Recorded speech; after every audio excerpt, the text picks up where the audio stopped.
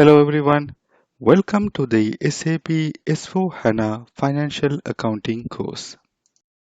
The course has been structured into the following components for the students to easily follow. First, we'll have an introduction to SAP S/4HANA, followed by Financial Accounting module, that is the SAP FI module, with some core basics, SAP configurations, practical examples, and how to perform the reports and transactions. And we'll also teach you how to apply for the SAP S/4HANA Financial Accounting certification, and we'll also have included some bonus materials for your advantage. This course is ideal for business analysts or financial analysts who are currently working in SAP or who want to work in SAP in future, for them to get an introduction to SAP as well as how to perform the configurations and reporting. It's also ideal for accountants and finance managers, business process owners who are currently looking at improving their businesses using SAP or want to implement SAP, also business users of SAP. It could be from data entry level to senior managers as well.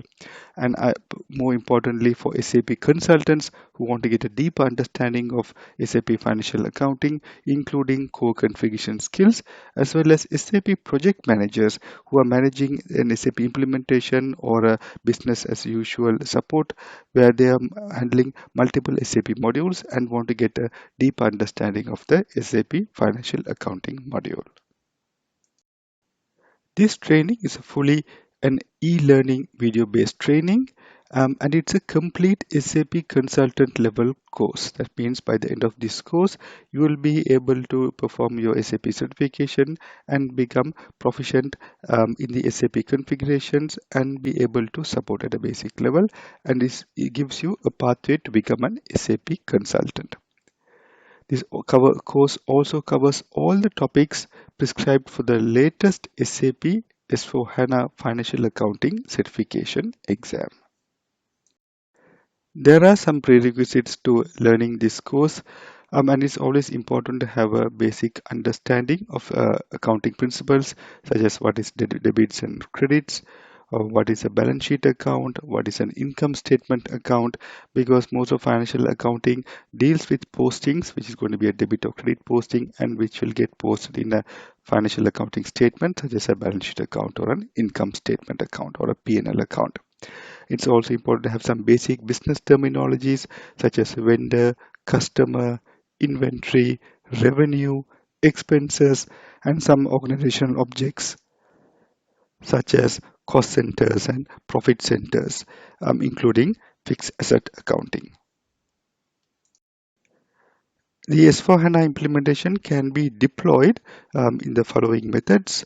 On-premise method means the actual servers and systems reside in the location of the client or wherever who's going to implement. So they are actually physically storing all the hardware of where the servers are stored.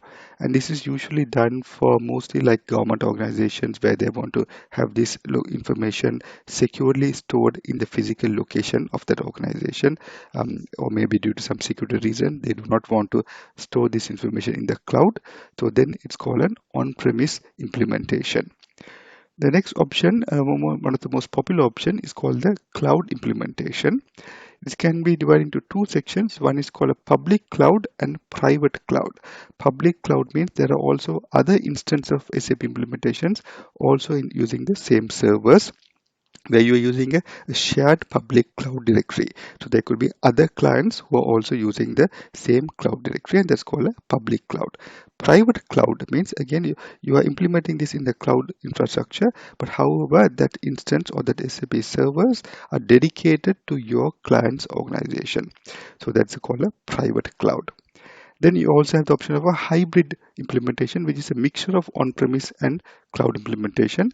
But generally, most of the organizations they stick to either a cloud implementation or an on-premise implementation. Once you implement SAP S/4HANA, SAP comes out with major releases or quarterly releases. These releases you can imagine like an update version release, just like you update your phone. Every year you might get an update and then you update your phone with the latest software. Similarly, SAP also comes out with major releases. For the on-premise version, the major release happens every 2 years. So last release was in 2025, next is going to be in 2027, 2029, and so on. And they'll have this maintenance going on till 2032. For the cloud implementations, whether it's a public or private cloud editions, they have more frequent releases, and it usually can happen as like a quarterly release. So every quarter they will come out with the latest release, and once you implement this release patch, then the system gets upgraded to the latest software. SAP HANA is an in-memory computing platform, which means data is stored directly in RAM instead of traditional hard disks. This allows for extremely fast data access and real-time processing. HANA combines both row-based and column-based database technologies, giving the flexibility to support transactional and analytical workloads together. It also integrates the database application processing and data services into a single uniform platform, reducing the need for separate systems. Thanks to multi-core CPUs, multiple processors per board, and multiple boards per appliance, HANA delivers significant faster performance and scalability for modern business applications.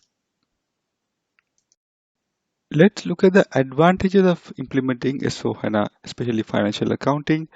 With SAP S/4HANA, finance businesses gain real-time financial insights thanks to the in-memory HANA database, which we discussed earlier, which provides instant access to up-to-date information. The system uses a simplified data model centered around the ACDOCA Universal Journal Entry, which combines multiple financial tables into a single source of truth. This enables faster period close as real-time posting and continuous accounting eliminates delays with batch processing. Additionally, using embedded analytics and built-in Fury applications provide powerful reporting and drill-down capabilities, giving financial accounting teams immediate visibility and deep insight into performance. SAP is enhancing the S/4HANA experience with SAP Business AI known as Joule, which delivers conversational search assistant style insights and intelligence automation across business processes.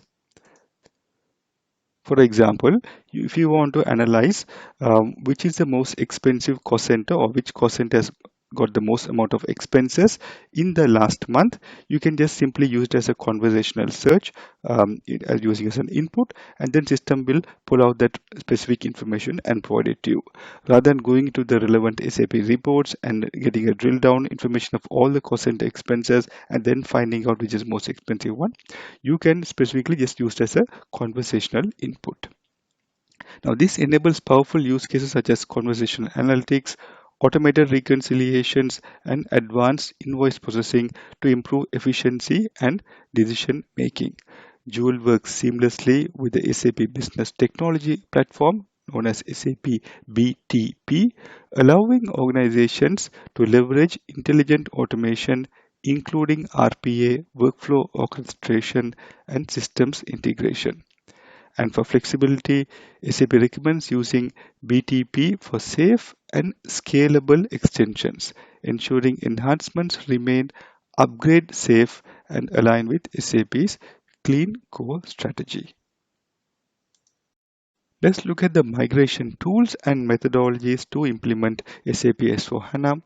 SAP has come out with the readiness check tool where you can analyze with the system ready to perform the SAP implementation, what are the prerequisites you need, and what are the timelines and so on. It helps to assess if there's any customized transaction, especially if you're migrating from a legacy SAP environment called SAP ECC, where you have a lot of custom transactions and whether it's easy to migrate, whether you need to re-implement those custom transactions and so on. And SAP recommends the SAP Activate methodology, where there are some guided configurations for implementation, and also it has got rapid migration solutions. SAP also has come out with some predetermined templates based on your country requirement. It has got all list, for example, list of chart of accounts and what are the specific accounts you need to migrate, how easy you can migrate, what are the different migration tools. For example, if you want to mass migrate a lot of information, SAP has come out with some built-in templates where you can easily migrate legacy data from legacy environment to SAP S/4HANA. And usually this migration methodology is based on an agile methodology called SAP Activate, and is a recommended methodology. It goes through 6 phases: discovery phase, prepare phase, explore phase, realize phase. Realize usually consists of configuration and so on. And we'll go deep into all these phases in the upcoming presentations. And then a deployment phase, where you're going to deploy the system, get ready to go live with the system, and then run. That means after you have implemented, you continuously run through the system.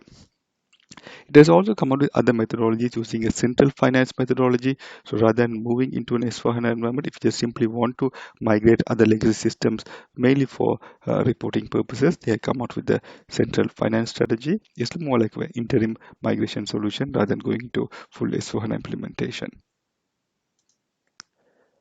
And one of the most popular migration methodologies called RISE with SAP.